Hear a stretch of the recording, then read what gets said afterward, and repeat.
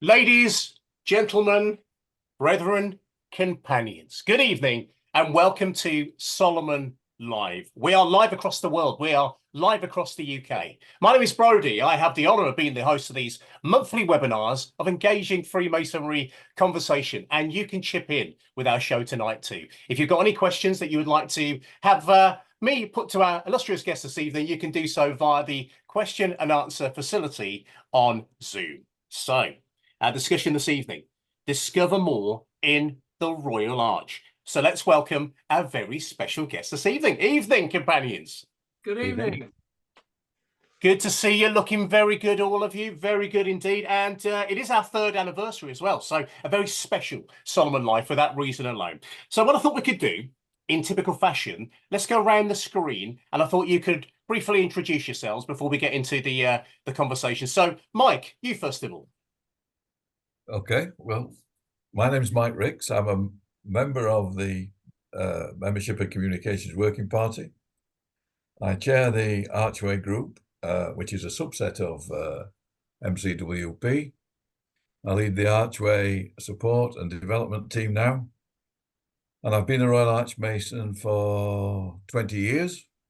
And at the moment, I am Deputy Grand Superintendent in Lincolnshire.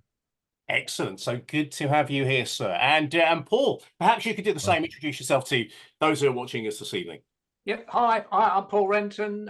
I've been in the Royal Arch twice as long as Rixie. I've been in for 40 years. I chair the Membership and Communications Working Party in the Royal Arch. As Mike has said, the Archway group is a subset of that. How did I get into it? Well, shortly after I'd been raised as a Master Mason, my proposer, my father-in-law, thrust a red form into my hand and said, "You're joining this next." And that simple as that, was it? Yeah. A familiar story. A familiar story. And Elliott, perhaps you could introduce yourself tonight as well. Absolutely. Hi, Brodie. Hi, everyone. And I'm Elliott. I'm part of the Membership and Communications Working Party with a particular focus on Royal Arch Communications for Supreme Grand Chapter. I'm the Deputy Grand Superintendent in Essex. I'm the baby of the group, it seems, having been a proud member of the Royal Arch for just 18 years. Oh. And I joined because, well, my father told me that I had to join. And of course, he was always right. And I'm delighted that I did. Excellent stuff. And we've heard why Elliott and Paul joined. What about you, Mike? What was your story? What made you become a member of Royal Arch? Well, that's interesting. A bit of serendipity, really, because my craft lodge in Yorkshire West Riding, and I live in Lincolnshire. So my pals in Lincolnshire wanted me to join a local centre, and rather than join another lodge, I joined the chapter just to be with my local pals locally. And rather like Elliott and Paul, I'm very pleased that I did. But it was serendipity, really. Excellent. And Paul, when you first joined, what was your initial thought when you went through that beautiful ceremony? Because I absolutely loved it. I was blown away, jaw dropped. What was it like for you? Absolutely same experience. When you join the craft, you're blindfolded, and when you join the Royal Arch, you're the same. And when that blindfold is removed, a magnificent sight beholds you. And in fact, I'm in many other orders, and I think the Royal Arch is one of the best, if not the best, experience visually, if nothing else, that I've experienced. Oh, that's lovely to hear. Well, let's begin now with talking about why somebody should become a member of Royal Arch. So we've got people, of course, watching tonight who are not even Freemasons. We have people watching tonight who may be considering that taking part in that journey. Why should they do that, Elliott? Why do you think? Do you know, Brodie, that is actually one of my favourite questions. So thank you for asking. Now, I think if we think about Master Masons, that, a Master Mason knows that they've learned a lot through the 3 degrees, but they also know that the journey isn't finished. So I would say specifically to Master Masons that if you have enjoyed your 3 degrees, you're going to love the crescendo of the Royal Arch, because really it's inspirational and also it's important as well. It's an important culmination of all of the lessons that you learn in the first 3 degrees.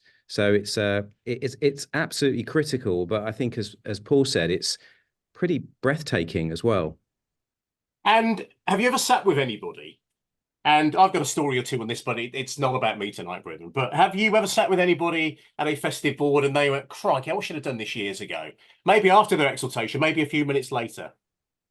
Yeah, I mean, I've been to one or two festive boards in my time. That's why I have to keep exercising. But I do have the benefit of sitting by many newly exalted companions at festive boards, of course. And honestly, they just wish that they'd joined the Royal Arch on their own terms. And what I mean by that is that they wish that they hadn't waited like some brethren had told them.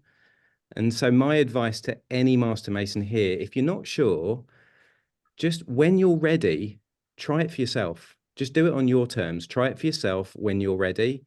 Because I have absolutely, Brodie, I've seen that. And it breaks my heart when I see someone could have joined 10, 20 years earlier than they actually did. Yeah.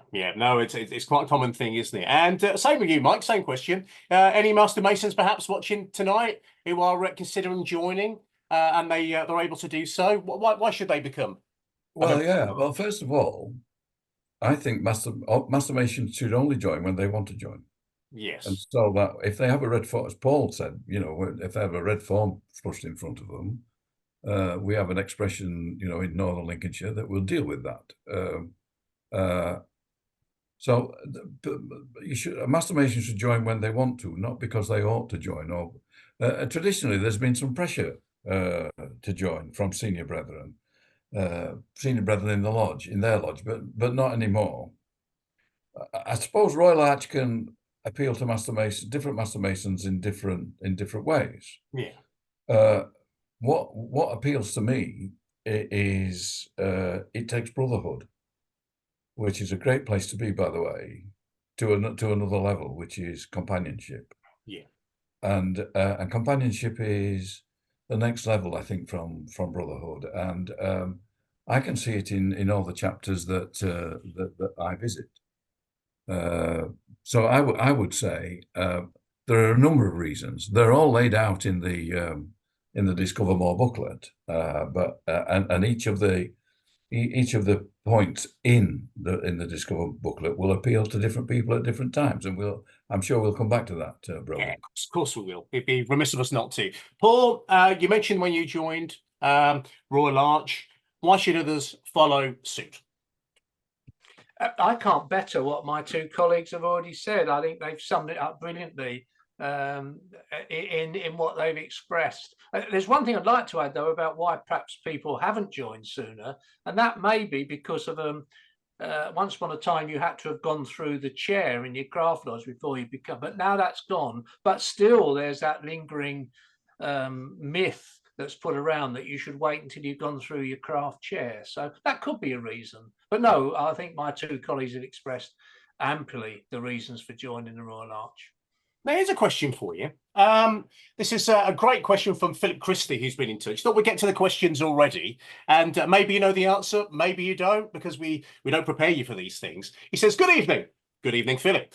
Following the pandemic, are numbers in the Royal Arch now recovering in Great Britain? So this is Philip. So is it a similar picture to craft? How does that work, gents? Who wants to take that one on? Well, I can start. Yes, certainly in Lincolnshire, they are recovering, and they're recovering strongly, both in the craft and in the Royal Arch. And of course, they have to recover first in the craft, because we get our audience is in the craft, and I think that individual chapters and companions, it's incumbent on them, to make the experience of the Royal Arch so rewarding and so engaging that as I said a moment ago, Master Masons want to join, and that's the responsibility of individual individual chapters. And funnily enough, the next person to join a chapter will be invited by somebody, a current member of that chapter, and therefore everybody's involved. Yes. Brilliantly answered, Mike. Philip, we're going to move on, but hopefully that's giving you the answer you needed. I should imagine it's pretty similar across the board. So, Paul, let's talk about what is the Royal Arch membership and communication working Party. Now, there'll be a few people watching here this evening who actually don't know what that is and perhaps have never heard of it before. How would you describe it to them? Well, it's us three, plus another three, and we're at our third birthday as well. Actually, we were created about 3 years ago under the auspices of the Committee of General Purposes. Should have had a joint party. We could have done, couldn't we? Yeah, we could have done. So we were set up under the auspices of the CGP, who obviously run all matters to do with the Royal Arch, with an initial remit to, first of all, to have a look at all the different ways the Royal Arch was described across the Constitution. Secondly, as Elliott mentioned, his role in communications, to improve the Royal Arch communications across the piece through all sorts of different channels, to actually look at the data that was available some 3 years ago, to get a state of the nation, and also to explore the idea, because the membership pathway in the craft was in position by that time, but was there something we should do in the Royal Arch? So that was the initial task that we were asked to do. Okay, then, Paul. So that was the task. What did you discover then? What were some of the issues that came from that? And maybe a few toe curling moments. I'm not sure. What did you discover from that? Well, I think we discovered a hell of a lot, and we did it via several pieces of work. I've just mentioned the narrative. So we actually looked at all the different publications from across the constitutions, from different provinces and districts that described it. We undertook a deep look at the data and discovered all sorts of things, such as across the provinces, particularly in England and Wales, the actual uptake for the Royal Arch varies quite enormously in terms of percentage points, some 24 percentage points. With the best going over 50 and perhaps down the other end of the league, as it were, if there was such a thing, around about the 30% mark. We also discovered that, unfortunately, there were people who joined the Royal Arch, and at the time, and these are about 18 months, 2 years old data, there were some 19,000 people that were no longer Royal Arch Masons. So they were some of the things we got from the data. We also undertook two big surveys, one of people who'd recently joined, and it was new exaltees. And remember, the pandemic was around, so we actually broadened that to within the last 5 years. Got a considerable return in numbers. And surprise, surprise, the main reason for joining was because they were asked. Yes. The one-to-one personal contact got them to join. And why did they join? It was because, in essence, they wanted to complete their journey, as it was described. As we've already heard from Mike, it's about things are left hanging as a master mason, and you want to find out some of the answers. We also tested with people who weren't in the Royal Arch some of the data, some of the narratives, and again, that was about completing your journey. We also had, lastly, access to Grand Superintendents to reports, which go to the rulers annually. And from that, we found that there was a need to create something called Archway, as well as they were really concerned about the aging profile. So they were some of the things that we came up with and some of the issues that we've been tackling, which ultimately led us to produce this product called Archway. Absolutely brilliant, Paul. That was summed up beautifully, because that's a really difficult question in itself. So thank you. And I thought this would be a really good question to ask at this point. From Ian Williams, thank you for chipping in. Remember, brethren and companions, ladies and gentlemen, submit your questions via the question and answer facility on Zoom. Ian says, we often hear, join when you're ready. Join when the time is right. The question I've been asked is, when will I know? When will I know if I'm ready? Elliott, do you want to take that one? Yeah, well, I think I'll hopefully at some point during this session, I can talk a little bit about the narrative that Paul's just described. And I think that really helps to untangle some of the complexities that existed before the narrative launched. So it's a really good question. But if you look into the Discover More booklet, it lays out everything that we know from the research that we've done. And I would say that if anything in there speaks to you, if anything cries out, if you want to discover more, then you should join. And if you're still not sure, or you haven't seen one of the booklets, you can speak to anyone who's in your lodge that's wearing a Royal Arch breast jewel, and you can ask them what they love about it, and have a conversation. Sage advice, Elliott. Sage advice. Briefly back to you, Paul, before we talk about Archway. So how does this all work then with the work you're doing with Supreme Grand Chapter versus UGLE, if you will? How does this all come together? Well, fascinatingly, one of the things when we got towards producing Archway was that there were certain things that we said we had to tackle the narrative, but we also had to tackle something which we, in fact, Mike came up with the term, that there was a need for the craft and the Royal Arch to be in lockstep. In other words, craft and Royal Arch working together. Now, we started to explore that, but quickly realized that we were getting into much higher strategy, and politically, we perhaps didn't have the clout or the remit to do that. But what was happening at the same time is that we had a new program master. And of course, we all know the statement, or many of us know the statement now, which is coming out about one organization and one journey. So almost unwittingly, when we were thinking behind the scenes, this is what needs to happen as a result of our research, the pro came out with this, and thus the strategy, and the wonderful chain logo that we now have of the blue and the red chain interlinked and working together. So yeah, that's I think is the impact. Not us, we're doing our work behind the scene, but being led from the front by saying we need to be one organisation between the craft and the Royal Arch. Okay, so let's bring you back in, Mike. Let's talk about Archway.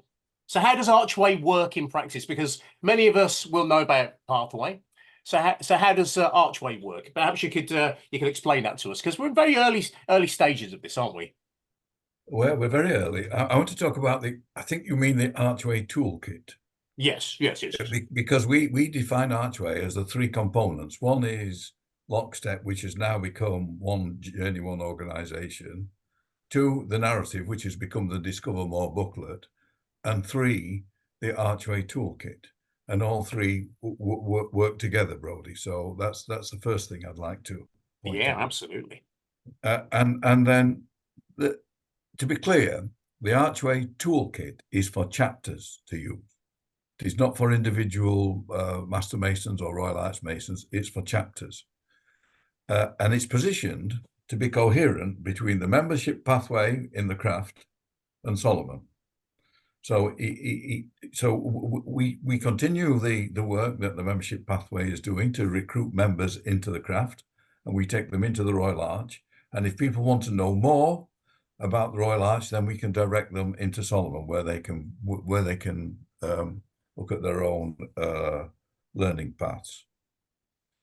Interestingly, the research that we did, there was a big plea within the research to do whatever we do, we could gain support, provided it was simple. Yeah, well, that's a big one, though, isn't it? There's nothing worse than to try and work out how to do something. Yeah, and we applied the KISS principle, keep it simple, stupid, and we're very pleased to report that that's the feedback that we're getting. Thank you very much. It is simple to use. So let's talk about then the 4 stones then, because a lot of us are familiar with this already. So Archway, Royal Arch, the 4 stones in particular. Take us through that, Mike. Okay, so the overarching, no pun intended, the overarching model is a catenary arch with 4 stones: shape, grow, enjoy, and evolve. Evolve. I was just going to say, Mike, you came up with this stuff yourself. I know. It's a good thing this isn't live, Brodie. We can edit. Oh, this is the pre-recorded version. We'll do the edited version afterwards. Thank you, Paul. We did say at the beginning that we wouldn't mind if people chipped in. Yeah, exactly. Okay, and what you have to do is, when you access the model, which is online, you can click on a stone, and it will take you 3 clicks, and it'll take you to the tools that you need to help you shape your chapter. Each stone has its own little mission statement. So, building a shape, for example, is building on the past and looking to the future. And you kick off with an assessment tool if you want to assess the performance of your chapter. You can actually go into any stone that you want to go into, but if you're not sure, then the assessment tool in Shape is the best place to start. Right. The other thing I'd like to point out is that these tools were already existing good practice in provinces that we found. Because in our research, whilst there were gaps and whilst there's a need, as always, there was very, very good practice. And so the material in there has not been dreamt up by me or Paul or you know, in darkened rooms or any of the group. It has actually come from the provinces.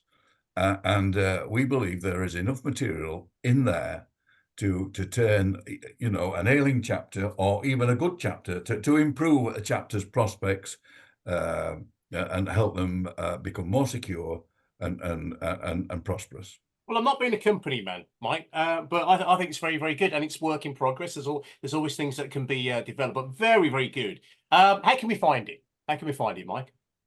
Well, you access it through the Bugle website. If you go into Bugle, you'll see there's a band of options, and Archway is there, and you can just click on that. You get into there. You see the model in front of you. Oh, by the way, there's also effectively a quick start guide in there as well if you're not quite sure how to use Archway. And once you're in, it's very straightforward. It's keep it simple, stupid. It's very straightforward. Well, you've done a very good job on that. I have to be honest about it. Let's bring Elliott back in here now.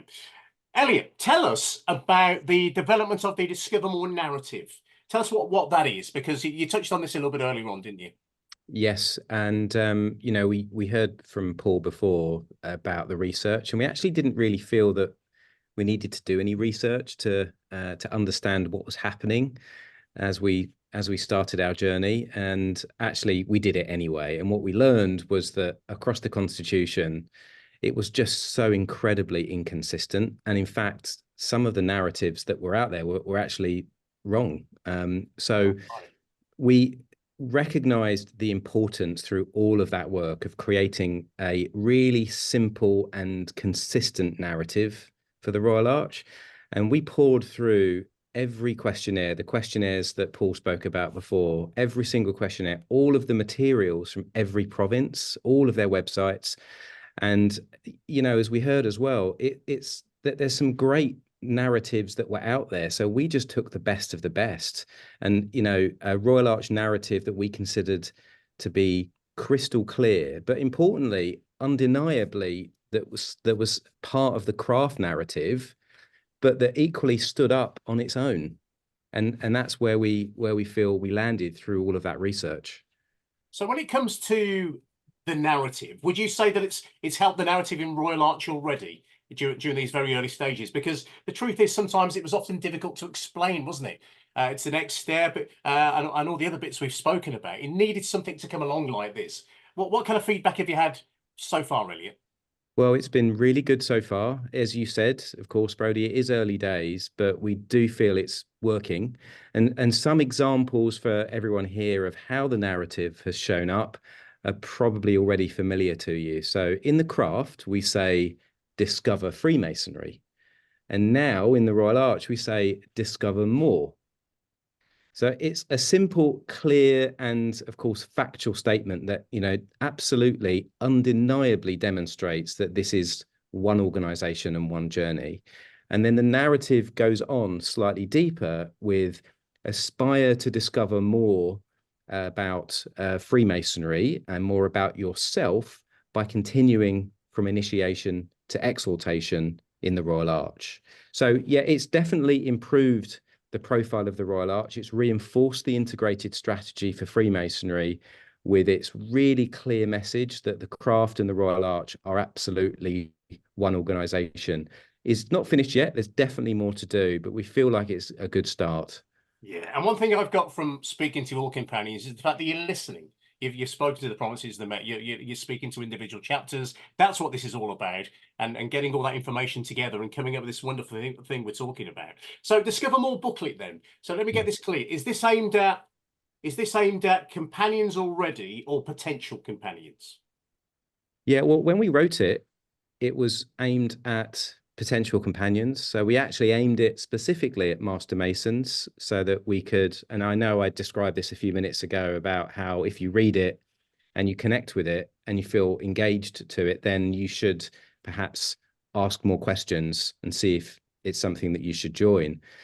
But by doing that, what we learned actually was that it helped this Discover More booklet, which is on the Supreme Grand Chapter website, really helped everyone, even the most tenured Royal Arch Masons, to sort of knit it all together in a really cohesive and concise way through all of that research that we did over those 2.5 years, so that everyone can explain it, everyone can understand it, and there's more to come as well. So we're actually going to be furthering this narrative in other ways. So I won't spoil it, but we feel good about it. But it's definitely for everyone. Oh, Could I, brilliant. but Of course you can, Paul, go chip, for it. could I chip in there? course I you think I mean, just to build on what Elliott has said, yeah, it is for everybody, because if you go back to what we found out about the ultimate question, well, why did you join? And 80% reported it's because I was asked. What it means is that everybody should have a look at that booklet and understand it, so that when they are asking somebody, when somebody says to you, well, why? Because then you've got the explanation from the Discover More booklet about what the Royal Arch is about. So we get that commonality of view across the Constitution about why you should join and what you will gain from joining. Brilliant stuff. Now, this time, and I think that's vitally important. Go on then, Mike. Go on. I'll just briefly, because we've got to move on with timing, but go on. I just wanted to say that's vitally important, that we're effectively tooling everybody up to describe the Royal Arch in a consistent way. That's vitally important. And we've needed this for years, haven't we? So no, it's absolutely brilliant. A breath of fresh air to hear about this. So thank you, Mike, Paul, and Elliott. Here's a good question that kind of follows on nicely, and this is from Mel Taylor. Mel, thank you for chipping in. Hope you're having a wonderful evening. Mel says, how can we encourage lapsed Royal Arch Masons? So this is from the research that you've done. This is from your own personal opinion. Elliott, you first of all on that. Well, if we look into Archway again, you can see some really practical tips from a chapter can instigate to really look at those lapsed companions, maybe not even those that have perhaps left the chapter, but those as well, but also those that maybe are still members, but you haven't seen them for a couple of meetings. And a couple of meetings in the Royal Arch might turn into a year. So what we would say is, you know, use Archway, understand some of the tools that exist and use them. And every chapter is different. So that's why there's a range of tools within Archway that can help. That's brilliant. And brethren, companions, before we move on, anybody want to take on that one as well? Or because it is an interesting question, isn't it? Those who are kind of not seeing anymore. What the data tells us, Brodie, is that one of the main reasons for people drifting away from the Royal Arch was the age profile. As I said, the Grand Superintendents drew that to our attention. So there are lots of people who are finding it difficult to attend. So that's a general point to make. But however, building what Elliott said, the concept of creating a care team within a chapter, and be that one or two or a couple of people who can actually make sure they follow up on companions who are starting to drift, or even if you've missed a meeting, to get on the phone and say, I hope you're okay, and okay, you sent your apologies, etc., etc. So I think that whole caring nature is so crucial, given that in the main across the Constitution, chapters meet far less frequently than craft lodges. Brilliant. Okay, well, let's move on to talk about SPOCs now. Now, this is nothing, companions, to do with Star Trek. I guarantee you, wherever you are, we're not going to go down a sci-fi route. We'll leave that to our special interest sci-fi lodge. But let's talk about SPOCs. The Archway rep in each province. Mike, tell me more. Well, the SPOC is the single point of contact in a province. They have the responsibility for acting as a conduit between the UGLE, the big house, and their province. So all communications will go through them. I suspect that they will also be involved in the implementation of Archway. I would imagine that they would act within their provinces as promoters, coordinators, and perhaps even managers of the implementation process. They have a very important role.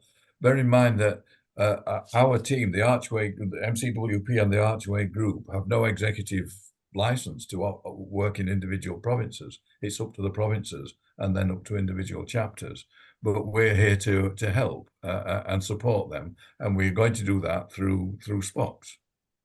So a single point of contact between the provinces and as you say, the big house. So moving forward then, a SPOC sounds like somebody very, very important to pull all this together.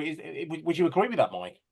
Well, certainly. I think I think we've surveyed SPOCs. We're very good at doing surveys and we surveyed all the provinces and all SPOCs, and we've pulled together a program for them, which will include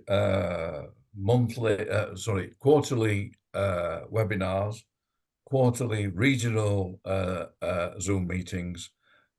We're producing a newsletter that which will help them. We will research good practice across the provinces. So we will be inviting SPOCs to send in their progress and what they think's working, what they think's not working, that we can share across the constitution, and hopefully, I'm very keen to produce almost. I don't want to be too wishy-washy about this sort of self-help network, where people are not dependent on people in the big house. We're working together to deal with the challenges and the successes that we inevitably will have. I mean, SPOCs are going to be pivotal to the success of Archway. Yeah, if we didn't have SPOCs, Brodie, it would be completely illogical. And that's why they're paying the big bucks, ladies and gentlemen. But no, it's a great name, and we obviously know where it's come from. But please don't ever change that. Whatever you do, if you're thinking of going down a different route, right? Let's be fair.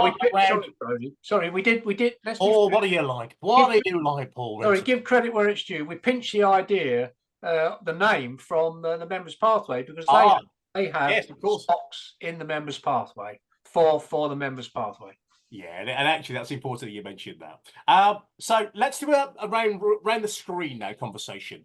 So we've talked about Archway, we've talked about the Discover, we've answered a few questions, we've got to know why you are involved in this, but let's talk about what makes a good chapter. So this is based on the research that you've done. This is based on the work that you're currently doing, but also from your own opinion, visiting chapters. So what makes a good chapter?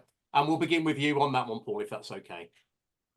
For me, it's where people are involved and enjoying what they're doing.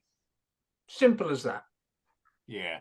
But sometimes we don't see those things happening, and that's what this is all about. What about you, Mike? So what makes a good chapter? If anybody's listening now and could do with a bit of advice, and this is based on your long career in Freemasonry, of course. Yeah, well, I mean, obviously, Paul's identified the key components there. Everybody's involved and everybody's enjoying. But to achieve that, then I think that because in chapter we've got an aging profile, that you have to have gone through craft to get there.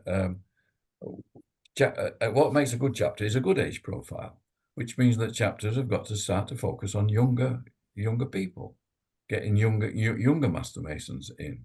That's not to the detriment of the more older people, but we've got to focus on young people, and then you would need sort of those people in the chapter need to know where they're going. So you need a good good ladder, so that people know where they're going.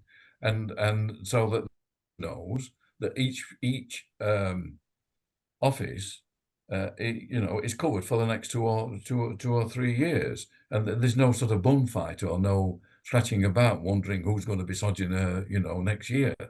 And then finally, well, not finally, but just for now, just a chapter that knows its people and is playing to their strengths.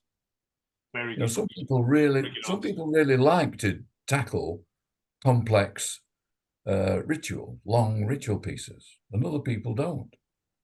So but other people are good at administering and managing.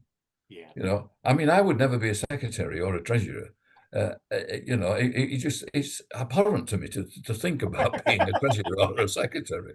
But you know, there are things in my chapter and in the province that I really enjoy doing, and people play to my strengths, and so they're the sort of pointers I would suggest would support Paul's overarching view of enjoyment and involvement. That's a really good point. Yeah, absolutely. Playing to people's strengths. That's great. Elliot, your view on that then. So what makes a good chapter? I mean, is mentorship important as well? Well, it obviously is, isn't it? It absolutely is. And I think that, you know, we say in many of our chapters in Essex that everyone's a mentor. Everyone should help everybody else. Everyone has their own unique skills and should be able to share them and support each other. And I think that for me, what makes a good chapter is definitely that, but also just a little bit of planning. I know sometimes it can sound boring, you know, oh, we need to plan, but it does take a little bit of work. But in my experience, it really pays off. I've seen some incredible meetings in Essex where things like, for example, a really nice tie-in between meetings and festive boards. For example, we did a Royal Arch tracing board lecture, and that was followed by a King Solomon's feast at the festive board, which was brilliant. We've had, obviously going through the proper channels, we've had live video links between chapters internationally and learning about the differences in the Royal Arch. And then we've had a festive board, which is essentially the kind of a representation of the food that they would be eating in the country that we've just connected with. And there's so many other ideas to really get underneath it, you know, but importantly, just being able to articulate the beauty and the importance of the Royal Arch. So planning, just a little bit of planning can make it such a memorable meeting that people will want to come to. And you've explained a couple of great examples there. So when we talk about Archway, when we talk about Discover, how are your companions in Essex dealing with that? What you've seen so far? Well, we've seen quite a few things in Essex, and we're hearing all sorts of stories. You know, some chapters, to be completely honest with you, Brodie, are still exploring Archway. They're still learning about. They're still in planning mode, but others are in full-blown execution mode, and they're just going at it. And so we have quarterly provincial-wide engagement calls across Essex, and they're really good because that's where chapters can share some of the things that are working for them. And then also some chapters can share some of the things that aren't working for them. And I think it's really useful. But, you know, at a chapter level, at a time when we know that we are seeing chapters that are struggling, and also we know members are often time poor, we've had feedback that the simplicity of Archway that Mike spoke about just before is exactly what they need, because that's where they can go to just get the simple, practical solutions to their challenges, and they can then just adjust their plan immediately. So we're seeing some good work, and I think we're going to see more. I think we're going to see the benefit of Archway for many months and years to come. This is the beginning. Yeah, it's very exciting times, isn't it? And always evolving. Brethren, we haven't got much time left actually, so let's try and squeeze in as many questions as we possibly can. So we're talking about what makes a great chapter, and that's a great thing. But let's be real. Paul, what makes a bad chapter when things aren't going? But it's very simple. It's my words again. It's where people aren't enjoying themselves and they're not involved. And dare I say as well that the ritual is clearly not undertaken very well. That would be an added one to that, because the plus side of the ritual is one of the good practices where we see people dividing the ritual up, enhancing the ceremony, bringing it to life. And the opposite is that where it's in a poor chapter, where nobody's got a clue what they're doing. They haven't put the work in, and they're not enjoying themselves. Yeah, and people get dumped on as well. Yeah, and that doesn't make people feel good, which is what it's all about, isn't it? Trying to encourage the opposite of that. Mike, a bad chapter. It's not a nice conversation to have, but let's be realistic. What makes a bad chapter when you visited in the past and you've gone? Well, just to build on what Paul said, really, I mean, you've got Fred doing his party piece month after month after month. Oh, well, I've met Fred. Yeah, he does that. Yeah. Have you met Fred? Yeah, we've all got Fred. We've all got a Fred. Yeah. Or we all know one anyway. And they're doing the party piece every month. And and nobody else gets a chance, you know, and nobody dares say to Fred, well, what about letting Jim have a go? You know, let young Jim have a go. And then, you know, the ceremony just drags on and on and on as if nobody's in charge, you know, not even the DC.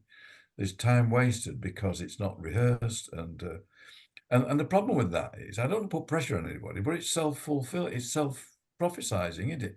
People are not enjoying it, and therefore they're not putting the time in, and therefore they're not enjoying it, and we're in a sort of a downward spiral.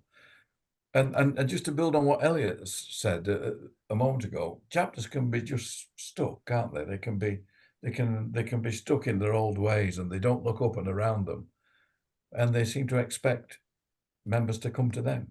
Yeah, if only life was as yeah. easy. Yeah, and then we got the I guess we got this question from the pro, and you get this no because. Yeah. Every new idea is, well, no because, and the main reason is no because we've always done it this way. No. That's not how we do things now. Mike, sticking with you just briefly, the future of Archway. So we've discussed an awful lot in the last 40 minutes or so. It's amazing what you can squeeze into that time. So looking at the future now, what can we expect? Well, I think over, as Elliott described, over months and years to come, we're at the very early stages, but Archway will become the go-to reference for chapters who are building their chapter for the future. It grow organically, and it will be developed by, I love this expression, it will develop by members of our tribes and families. It won't be developed by me, Paul, and Elliott in a darkened room, you know, with towels over our heads. And interestingly, the SPOC network will become a powerhouse of Archway champions driving Archway, and therefore the Royal Arch chapters, and therefore the Royal Arch forward. That's how I see the Archway developing. All exciting times ahead as far as Archway is concerned. Well, I think so, yeah. Absolutely. All right, one more question, and Elliott, I thought I would finish with you tonight. So we've got some exciting things to look forward to. That's the message, isn't it, tonight? Everybody is watching, whether you're in Royal Arch or not. Exciting things are happening. This is what we all need. But what is the future of Royal Arch when you pull all those things together, Elliott? Well, thank you for the toughest question of the night, but actually it's really easy because the future's bright, Brodie. But I am really excited by the future of the Royal Arch. And, you know, Supreme Grand Chapter, we've heard, has invested in all of this work, which we believe is one of the biggest Royal Arch strategies that have happened in many, many years. So we've got the overarching UGLE strategy. We've got a clear Royal Arch narrative, and now we've got Archway. So it is exciting. And for the future, what do I think about the future? Well, my prediction is that more and more members will experience the Royal Arch, and they'll fall in love with the Royal Arch, so that it continues to thrive for many generations to come. And, you know, the Royal Arch is dear to so many of us, and we all want to share that special Royal Arch experience with everyone. So it is bright. Lots to look forward to. Really good to hear. Companions, our time here is done. Have you enjoyed your Solomon Live experience? Don't all answer at once. Oh, if you're asking me, yes, I've certainly enjoyed it. Of course we have. And we thought Elliott was brilliant. Yeah. Yes, Brodie, thank you, because this takes a lot of work, and also happy anniversary as well for these Solomon Lives. Yes. 3 years and going strong, companions, ladies and gentlemen and brethren. And there was me thinking we'd probably make it 6 months and call it quits. It really is an honour to be part of it. And the companions, it's been an absolute privilege to talk to you this evening. So let's talk about our next Solomon Live, which will be on Tuesday, the 14th of May, where our topic will be building modern Freemasonry. And as you can see from the screen, we'll be discussing the role of the Membership and Communications Working Party. And joining us will be Right Worshipful Brother Stephen Varley, Assistant Grand Master. So that will be Tuesday, the 14th of May, live UK time, 7:30. So please, please, please sign up for that. And if you haven't done so already, please register for Solomon. You'll find us at solomon.ugeli.org.uk, full of useful and fantastic content for your daily advancement in Masonic knowledge. Until then, thank you for joining us. Take care and good night, everybody.